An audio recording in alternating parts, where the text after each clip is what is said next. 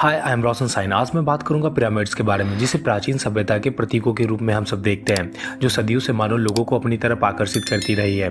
हाँ, भले आज के टाइम पे हमें ये नहीं मालूम कि पिरामिड को एग्जैक्ट बनाया कैसे गया था, बट हमें इतना तो मालूम चल ही चुका है कि एंशिएंट इजिप्ट की अपनी एक धार्मिक मान्यता थी, जिसमें पिरामिड पृथ्वी पर उतरती हुई सूर्य की किरणों का प्रतिनिधित्व करती है। साथ ही मृत्यु के बाद फैरो के स्वर्ग में चढ़ने या सूर्य देवता रा के साथ एक होने के विचार को भी दर्शाती है। और ये आपको क्लियर हो जाएगा जब आप आज से 4700 साल पहले तीसरे राजवंश के फैरो जोसर के आदेश पर इमोटेप द्वारा बनाए गए फर्स्ट पिरामिड को देखोगे, जिसे स्टेप पिरामिड कहा जाता है। और प्रत्येक स्टेप फैरो की स्वर्ग की यात्रा और मृत्यु के बाद देवता से मिलने की चढ़ाई का प्रतीक माना जाता है।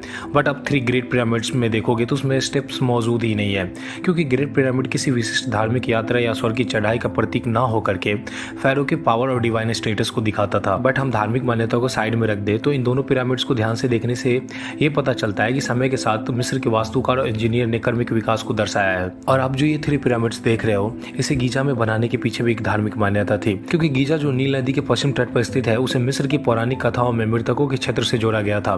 इसलिए इस स्थान को पिरामिड जैसे अंतिम संस्कार स्मारकों के निर्माण के लिए आदर्श जगह माना गया। साथ ही ये पिरामिड सितारों के साथ संरेखित है, यानी गीजा के पिरामिड विशिष्ट तारों, विशेष रूप से ओरियन बेल्ट के साथ संरेखित है।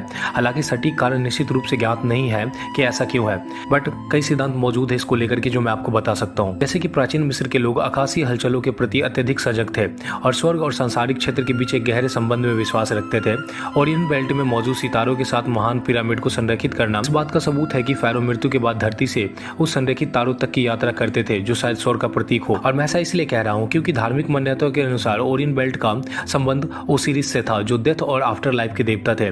ओरियन बेल्ट के साथ पिरामिड के संरेखन को ओसिरिस का सम्मान करने और मृत्यु के बाद देवताओं के क्षेत्र में फिरौन के सुरक्षित मार्ग को सुनिश्चित करने के तरीके के रूप में हम सब देखते हैं। और थोड़ा सा धार्मिक मान्यताओं को साइड में रख दे तो यह भी संभावना है कि ओरियन बेल्ट के साथ संरेखन जानबूझ के भी किया गया होगा, क्योंकि प्राचीन मिस्र के निर्माण की तकनीकों की विशेषता यानी कि समरूपता और सटीकता को दर्शाने के लिए ऐसा हो सकता है।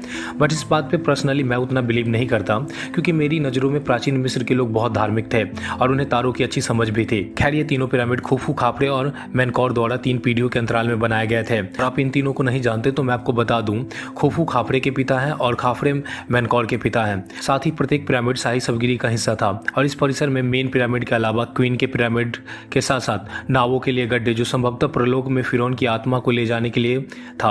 और पिरामिड के ठीक नीचे यानी आधार पर एक मंदिर था जो फिरौन को समर्पित थे, और उसका उपयोग आफ्टर लाइफ से जुड़े अनुष्ठान समारोहों के लिए किया जाता था। इसके अलावा तीनों पिरामिड के परिसर से तकरीबन 1 किलोमीटर दूर मैदान के किनारे एक और मंदिर मौजूद था, जो मेन पिरामिड से एक पत्थर के रास्ते से जुड़ी हुई थी। अब आप सोच रहे होंगे कि इतनी दूर पे एकदम से आउटसाइड में वैली टेम्पल क्यों बनाया गया था, तो मैं आपको बता दूं, ये वो मंदिर था इसके आसपास एक शवगिरी भी मौजूद रहता था। इसी शवगिरी में फिरौन के शरीर से अंगों को निकालकर मम्मीकृत करने के बाद उसे दफनाने के लिए सबसे पहले वैली टेम्पल में लाया जाता था, जहां पे कुछ रिचुअल्स किए जाते थे, और उसके बाद इसी रास्ते से मम्मीकृत फैरो के शरीर को मेन टेम्पल के अंदर लाया जाता था। अब जरा ध्यान देते हैं कि पिरामिड का निर्माण कैसे हुआ होगा। हालांकि मैं पहले बता चुका हूँ कि कोई सटीक जानकारी इसके बारे में अभी भी नहीं है, फिर भी इसके निर्माण से जुड़ी कुछ बातें जो मैं आपको बताता हूँ। इसका निर्माण आज से 4500 साल पहले हुआ था, और इसके बनाने के पीछे 2 सामान्यतः सिद्धांत है, रैंप थ्योरी और दूसरा वाटर सॉफ्ट थ्योरी। तो चलिए बात करते हैं सबसे पहले रैंप थ्योरी की, जिसे रैंप मॉडल या रैंप सिस्टम के रूप में भी जाना जाता है। प्राचीन मिस्रवासी द्वारा विशाल पिरामिड के निर्माण के तरीकों को समझने के लिए प्रस्तावित तरीकों में से ये एक है, जो काफी ज्यादा फेमस भी है। यह सिद्धांत बताता है कि निर्माण के दौरान बड़े पत्थरों के ब्लॉक को पिरामिड के उच्च स्तरों तक ले जाने के लिए रैंप का उपयोग किया जा रहा था, जिसमें पिरामिड के बाहरी हिस्सों में चारों ओर से मिट्टी या पत्थरों से क्या किया गया था, रैंप बनाया गया था।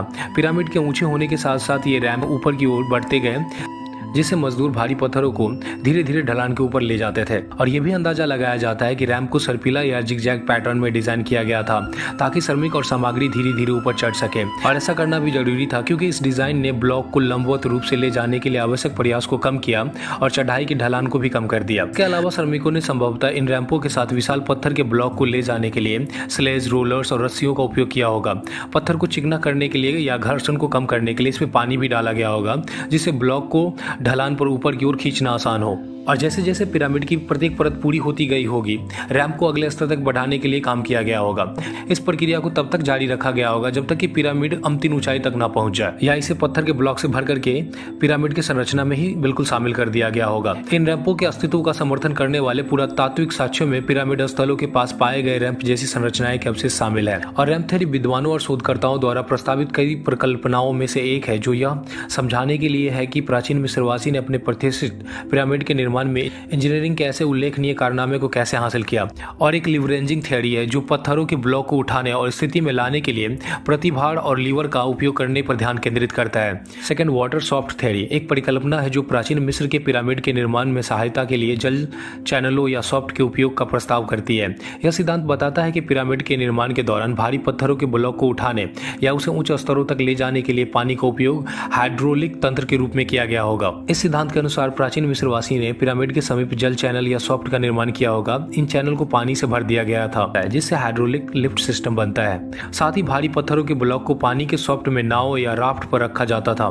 चैनलों से पानी जोड़ने या छोड़ने से नाव की उछाल को नियंत्रित किया जा सकता था। इससे श्रमिकों को काउंटरवेट के सिद्धांत का उपयोग करके पत्थरों के ब्लॉक को उठाने की अनुमति मिलती थी। और वाटर सॉफ्ट थ्योरी के समर्थकों का तर्क है कि यह विधि पारंपरिक रैंप सिद्धांत की तुलना में बड़े पत्थरों के ब्लॉक को उठाने और स्थिति में रखने या अधिक कुशल तरीका प्रदान करती है। इसके निर्माण के दौरान ब्लॉक को संरक्षित करने में अधिक सटीकता की अनुमति भी मिलती है।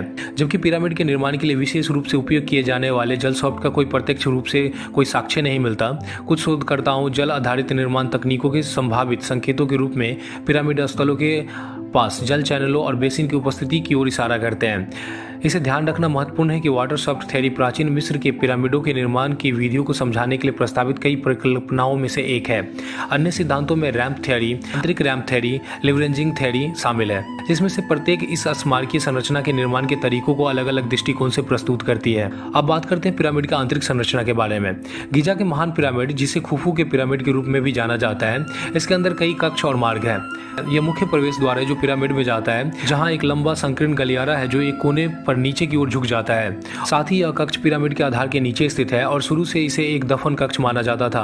हालांकि इसे अधूरा छोड़ दिया गया था और इसका उपयोग दफनाने के लिए नहीं किया गया था। और ऊपर की ओर जाने पर एक क्वीन चैम्बर भी मिलता है, बट आज तक किसी को नहीं पता कि यहाँ पे दफनाया किसे गया था। किंग्स चैम्बर ग्रेट पिरामिड के अंदर सबसे बड़ा चैम्बर है। इसमें एक ग्रेनाइट का ताबूत है जिसके बारे में कुछ लोगों का मानना है कि इसे खुफू को दफनाने के लिए बनाया गया था। साथ ही किंग्स और क्वीन के चैम्बर में छोटे एयर सॉफ्ट है जो पिरामिड के बाहर की ओर जाते हैं। माना जाता है कि सॉफ्ट का धार्मिक महत्व हो सकता है। कुल मिलाकर ग्रेट पिरामिड का आंतरिक भाग मार्गो कक्षों का एक जटिल व्यवस्था है जो प्राचीन मिस्र वासियों की वास्तुकला और इंजीनियरिंग के कौशल को प्रदर्शित करता है। अंत तक देखने के लिए धन्यवाद।